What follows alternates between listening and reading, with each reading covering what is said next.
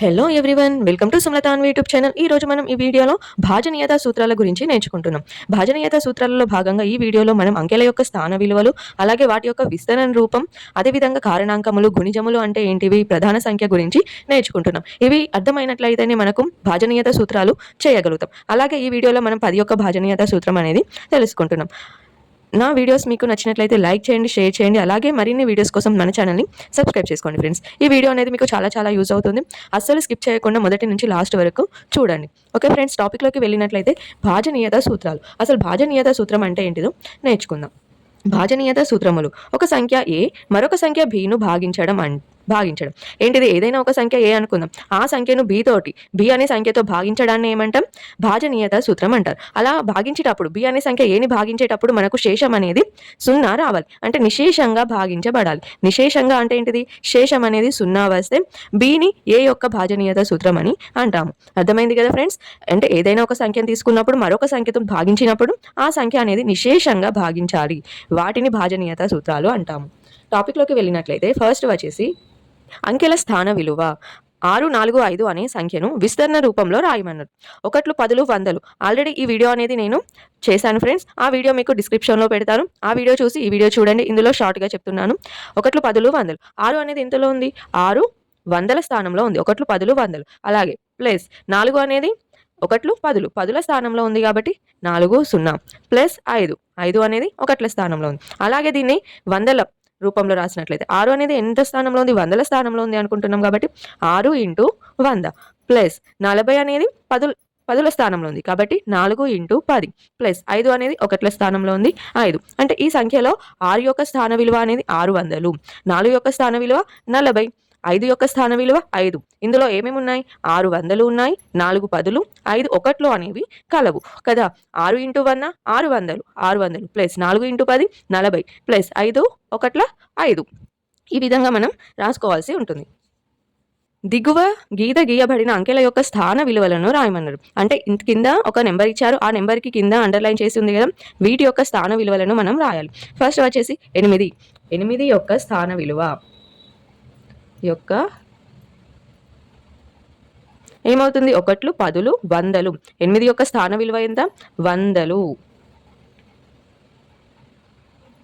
అంటే ఇక్కడ మనకు 800 అనేది ఉన్నాయి. అలాగే 2 యొక్క స్థాన విలువ అడిగిలా. అలాగే 2 యొక్క స్థాన విలువ 2 అనేది ఎందులో ఉంది? 1, 10, 100, 1000, 10,000. 2 అనేది 10,000 స్థానంలో ఉంది కాబట్టి 10,000.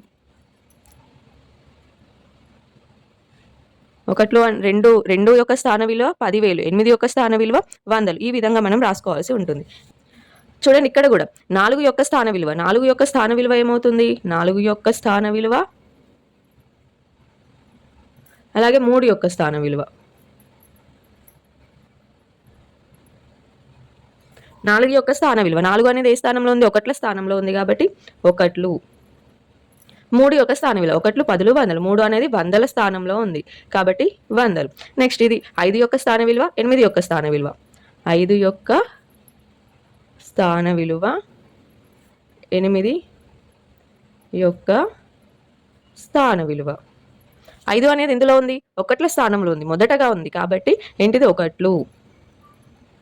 నెక్స్ట్ 8 1, 10, 100, 1000. 8 అనేది 1000 స్థానంలో ఉంది. ఎప్పుడు కూడా మనము స్థాన విలువలను రాయమన్నప్పుడు మనం కుడి నుంచి ఎడమ సైడ్కు రాయాలి. ఫస్ట్ కుడి నుంచి స్టార్ట్ చేసుకొని ఎడమ సైడ్కు లెక్కించాలి. 1, 10, 100, 1000, 10,000 ఈ విధంగా లెక్కించాల్సి ఉంటుంది. ఆల్రెడీ ఈ వీడియో అనేది నేను పోస్ట్ చేశాను ఫ్రెండ్స్. డిస్క్రిప్షన్లో లింక్ ఇస్తాను, చూడండి. అందులో ఇంటర్నేషనల్ సిస్టమ్ మరియు ఈ యొక్క మన ఇండియన్ సిస్టమ్ మరియు ఇంటర్నేషనల్ సిస్టమ్ 2 కూడా ఉన్నాయి. ఆ వీడియో కూడా ఒకసారి చూడండి. మీకు అంకెల యొక్క స్థాన విలువ పూర్తి అవగాహన అనేది కలుగుతుంది. సంఖ్యలను విస్తరణ రూపంలో వ్రాయుట. ఏంటిది? సంఖ్యలను విస్తరణ రూపంలో రాయుట. ఒక సంఖ్యను విస్తరణ రూపంలో వ్రాయడం మనకు తెలుసు. ఆల్రెడీ ఒక సంఖ్యను విస్తరణ రూపంలో రాయడం మనం ఇందాకే నేర్చుకున్నాం, ఇంతకు ముందు కూడా మనకు తెలుసు. అంతేకాకుండా వాటి స్థాన విలువలను 10 యొక్క ఘాత రూపంలో రాయాలి. అది కూడా మనకు తెలుసు, కానీ ఏ విధంగా రాయాలో ఒకసారి నేర్చుకుందాం. విస్తరణ రూపంలో రాయడం నేర్చుకున్నాం, అదే విస్తరణ రూపాన్ని 10 యొక్క ఘాత విలువల్లో రాయాలి. ఏ విధంగా రాయడమో చూద్దాం.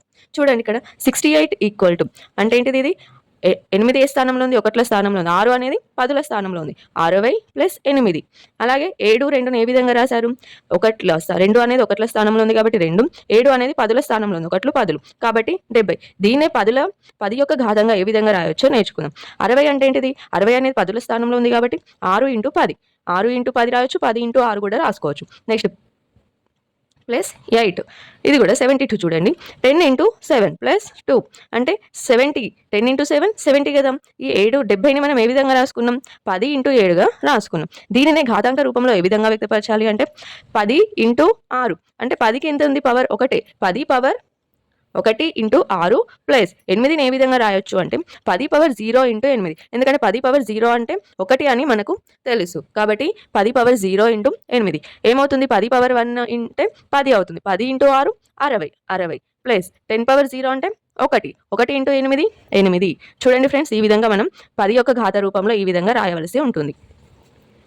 ఇది కూడా సేమ్ 10 × 7 ఉంది అంటే 10 power 1 × 7. 10 power 1 10. 10 × 7 70 plus 10 power 0 × 2. 10 power 0 అంటే 1.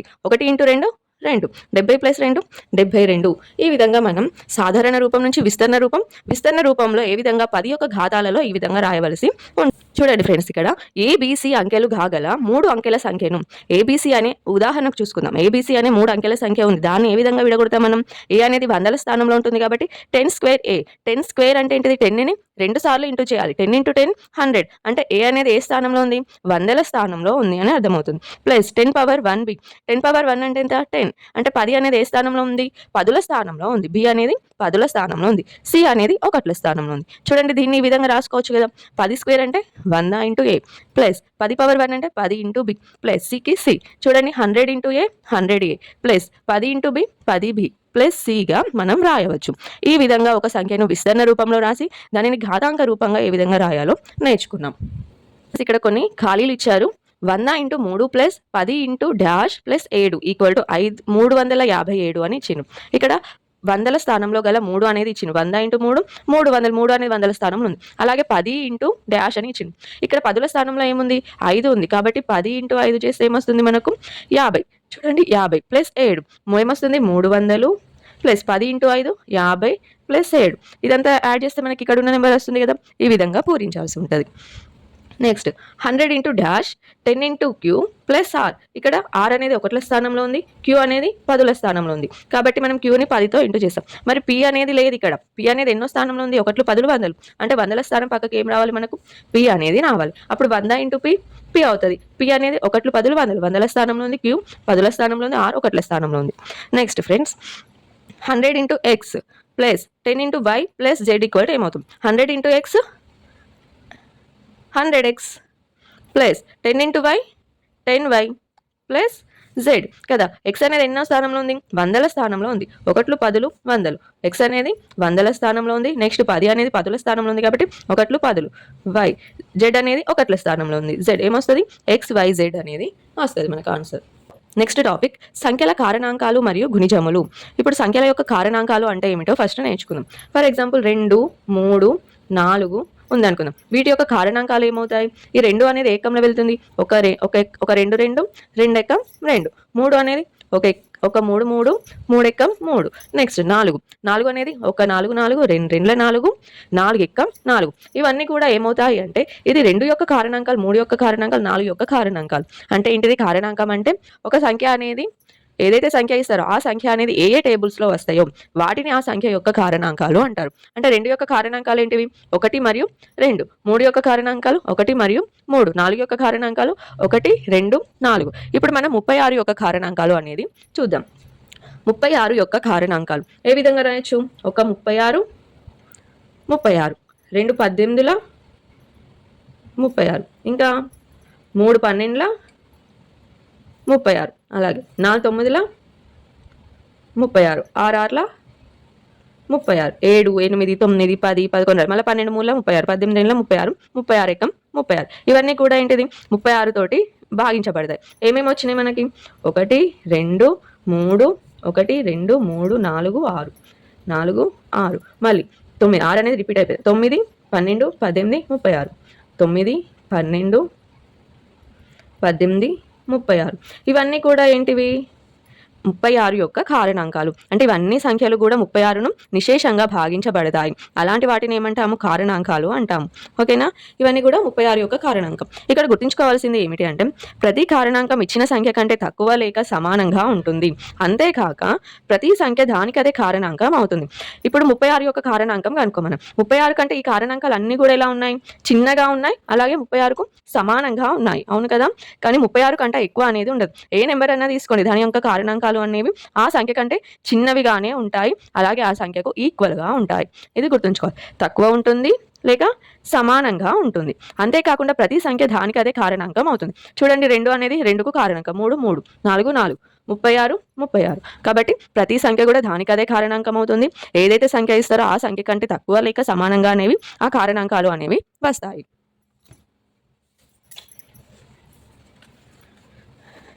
నెక్స్ట్ 1 అనేది ప్రతి సంఖ్యకు కారణాంకం అవుతుంది. చూసుకున్నాం కదా, ఇక్కడ చూసుకున్నట్లయితే అన్నిట్లో కూడా 1 అనేది వచ్చింది. 4లో చూసుకున్నట్లయితే 1 ఉంది, 36లో చూసుకున్నట్లయితే 1 ఉంది, 2లో చూసుకున్నట్లయితే 1 వస్తుంది. కాబట్టి 1 అనేది ప్రతి సంఖ్యకు కారణాంకం అవుతుంది. చూడండి, 7 తీసుకున్నాం. 7 ఎక్కం 7 అంటే ఒక ఇళ్ళ 7, 7కు ఒక కారణాంకం 1 అనేది ఖచ్చితంగా ఉంది. 9 చూసుకున్నా కానీ 1 అనేది ప్రతి సంఖ్యకు కారణాంకం అవుతుంది. ఇవి 3 గుర్తుంచుకోవాలి. ఏంటిది? ప్రతి కారణాంకం ఇచ్చిన సంఖ్య కంటే తక్కువ లేక సమానంగా ఉంటుంది. అంతేకాక ప్రతి సంఖ్య దానికి అదే కారణాంకం అవుతుంది. 1 అనేది ప్రతి సంఖ్యకు కారణాంకం అవుతుంది. 1 తప్ప మిగిలిన సహజ సంఖ్యలలో 1 మరియు అదే సంఖ్య తప్ప వేరే ఇతర కారణాంకములు లేకుంటే ఆ సంఖ్యను ప్రధాన సంఖ్యలు అంటారు. ప్రధాన సంఖ్యలు అంటే 1 తప్ప మిగిలిన సహజ సంఖ్యల్లో 1 తప్ప మిగిలిన సహజ సంఖ్యల్లో 1 మరియు అదే సంఖ్య తప్ప వేరే ఇతర కారణాంకములు లేకుంటే ఆ సంఖ్యను ప్రధాన సంఖ్య అంటారు. ఫర్ ఎగ్జాంపుల్ 2 చూసుకున్నాం. 2 యొక్క కారణాంకాలు ఏమవుతాయి? 1 మరియు 2. 3 యొక్క కారణాంకాలు 1 3 3, 3 ఎక్క 3, 5 1 5 5, 5 ఎక్క 5, 7 1 కామ 7, 1 ఎక్కం 7 7, 7 ఎక్కం 7, 11 1 11 11, 11 ఎక్కం 11. చూడండి, ఇందులో ప్రధాన సంఖ్య అంటే ఏంటిది అంటే 1. అన్నిట్లో చూడండి 1 వచ్చింది, మళ్ళీ అదే కారణాంకం అనేది వచ్చింది. ఇలాంటి సంఖ్యలను ఏమంటాం? ప్రధాన సంఖ్యలు అంటాం. 1 మరియు అదే సంఖ్య కారణాంకాలుగా రాగలిగే సంఖ్యలను ఏమంటాం మనం? ప్రధాన సంఖ్యలు అంటాం. ఓకేనా? ఇవన్నీ కూడా ప్రధాన సంఖ్యలు. ఆల్రెడీ 1 నుంచి 100 వరకు ప్రధాన సంఖ్యల వీడియో అనేది నేను పోస్ట్ చేశాను ఫ్రెండ్స్. ఆ వీడియో కూడా మిస్ కాకుండా చూడండి. కింద డిస్క్రిప్షన్లో లింక్ అనేది ఇస్తాను. 148ని ప్రధాన కారణాంకముల లబ్ధంగా రాయమన్నారు. ఏంటివి? ప్రధాన సంఖ్యలను యూజ్ చేసే మనం 148ని కారణాంకాల లబ్ధంగా రాయవచ్చు. ఏ విధంగా రాయవచ్చు? 1 148, 148, 2 2 74ల 2 74ల 148. అలాగే ఏ విధంగా రాయవచ్చు? మళ్ళీ 2 ఇంటూ 2 ఇంటూ 37 కదా. 140 యొక్క కారణాంకాలు ఏముంది? ఇక్కడ 2లు అనేవి ఉన్నాయి. 1 2 2 ఉన్నాయి కాబట్టి 2 ఇంటూ 37. చూడండి, 2 అనేది ప్రధాన సంఖ్య, 37 అనేది కూడా ప్రధాన సంఖ్య. కాబట్టి ఈ విధంగా మనం ఏదైనా ఒక సంఖ్య నుంచి ప్రధాన కారణాంకాల లబ్ధంగా రాయండి అంటే ప్రధాన సంఖ్యలను ఉపయోగించుకొని మనం రాయాలి. 2 ఇంటూ 37 అనేది ఏంటిది? ఈ యొక్క 148 యొక్క ప్రధాన కారణాంకాల లబ్ధంగా రాయడమైంది. చూడండి, ఇక్కడ 148 కారణాంకముల సంఖ్య ప్రతి ప్రధాన కారణాంకముల ఘాతములకు 1 కలుపగా వచ్చు సంఖ్యల లబ్ధం. ఏంటిది? 148 యొక్క కారణాంకాలు ఎన్ని సంఖ్యలు వచ్చాయి అనేది ఏ విధంగా తెలుస్తుంది అంటే ఇక్కడ వచ్చింది కదా, దీని యొక్క ఘాతాలకు అంటే 2 ఘాతం అంటే ఏంటిది? పవర్గా ఉన్న వాటిని ఘాతాలు అంటాం. ఈ ఘాతాలకు 1 కలుపగా వచ్చే సంఖ్య అనేది ఏం సూచిస్తుంది? ఈ 148లో ఎన్ని కారణాంకాలు ఉన్నాయో తెలియజేస్తుంది. చూడండి, ఇక్కడ ఏముంది? 2 + 1, దీని పవర్ 1, 1 + 1, 2 + 1 3 ఇంటూ 1 + 1 2, 3 ఇంటూ 2 6. అంటే 148లో ఎన్ని కారణాంకాలు ఉంటాయి? 6 కారణాంకాలు ఉంటాయి. అవేంటివి? 1 2 3 12 18 36. ఇవన్నీ కూడా ఏంటిది? 148 యొక్క కారణాంకాలు. ఇక్కడ పై దాంట్లో మనం చూసుకున్నట్లయితే ఓన్లీ ప్రధాన కారణాంకాల లబ్ధంగా మాత్రమే రాసినాం. ఇందులో ఓన్లీ ప్రధాన సంఖ్యలు మాత్రమే యూజ్ చేయాలి. ఇక్కడ మనం 148 యొక్క కారణాంకాల సంఖ్యను అంటే అందులో ఏమేమి ఈ 148 అనేది ఏ టేబుల్లో ఖచ్చితంగా నిశేషంగా భాగించబడుతుందో తెలియజేస్తుంది. ఇవన్నీ కూడా ఎన్ని ఉన్నాయి? 148 యొక్క కారణాంకాలు 6 ఉన్నాయి. 6 ఉన్నాయి అనేది ఏ విధంగా తెలిసింది? ప్రధాన కారణాంకాల లబ్ధంగా రాస్తాం కదా, దాని యొక్క పవర్స్ని +1 అనేది చేస్తే మనకు ఆ కారణాంకాల సంఖ్య అనేది వస్తుంది. ఒక సంఖ్యను ప్రధాన కారణాంకముల లబ్ధంగా వ్రాయగా ఏదైనా ఒక సంఖ్య ఉంది అనుకుందాం n = 2 a 3 b 5 c గా రాసాం. దీని యొక్క ప్రధాన కారణాంకాల లబ్ధంగా ఈ విధంగా రాసాం అనుకుందాం. అంటే 2 ఎంతో కొంత something, b something, c 5 something ఉంటే n యొక్క కారణాంకముల సంఖ్య, ఈ యొక్క n యొక్క కారణాంకముల సంఖ్య ఏమవుతుందంటే ఈ పవర్స్ కి మనం +1 అనేది చేయాలి.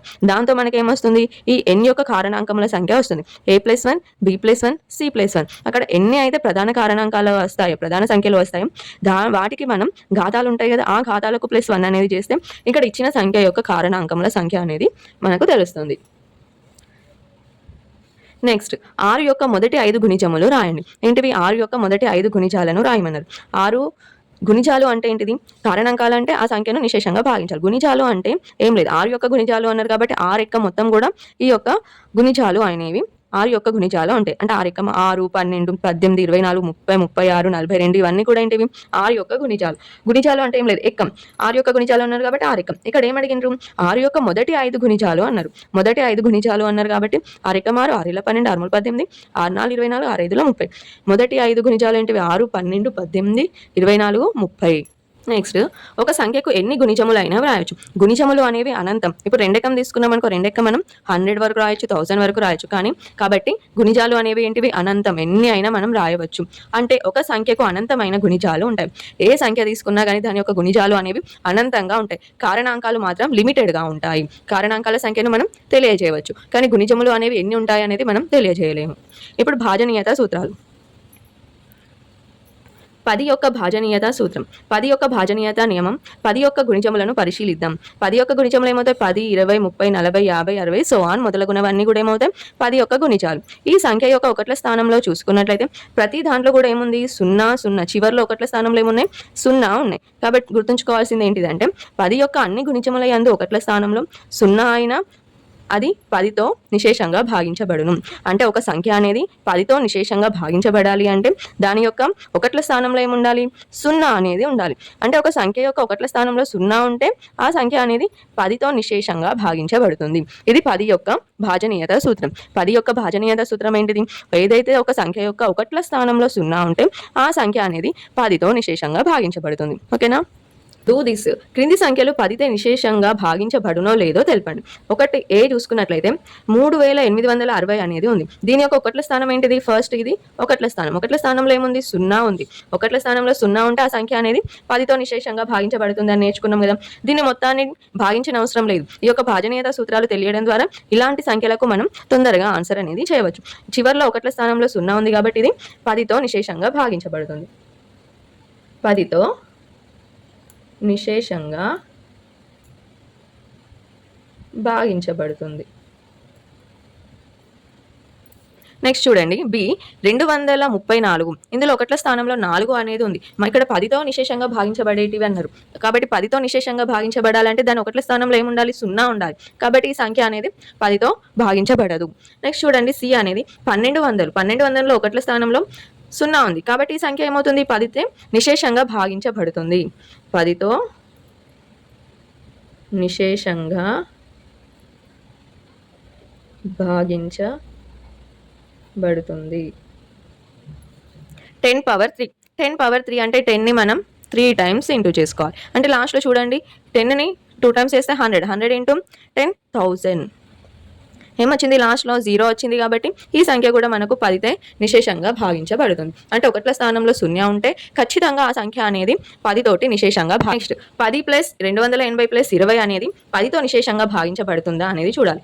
10 చూడండి, ఒకట్ల స్థానంలో 0 0 0 ఇవన్నీ యాడ్ చేస్తే ఏమొస్తుంది? ఒకట్ల స్థానంలో 0 ఉంది, 0. 2 10ల స్థానంలో 2 8. 2కి 8 కలిపితే 10. 10కి 1 కలిపితే 11. అంటే 1 చాతన పెట్టుకుంటాం ఇక్కడ 100ల స్థానంలో. కాబట్టి 100ల స్థానంలో ఇక్కడ లేదు. ఇక్కడ 2 + 1 3. ఇక్కడ ఏం లేదు, 300. 310. చూడండి, ఈ విధంగా కూడా వేసుకోవచ్చు.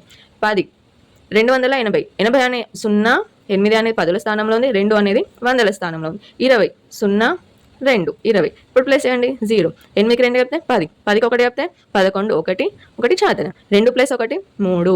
ఏమొచ్చింది? 310. మనం ప్లస్ చేసుకునేటప్పుడు ఎప్పుడు కూడా ఒకట్ల స్థానంలో ఉన్న ప్లస్ చేసుకోవాలి, తర్వాత 10ల స్థానంలో, తర్వాత 100ల స్థానంలో, 1000ల స్థానంలో, ఈ విధంగా ప్లస్ చేసుకుంటూ వెళ్ళాలి. ఓకేనా?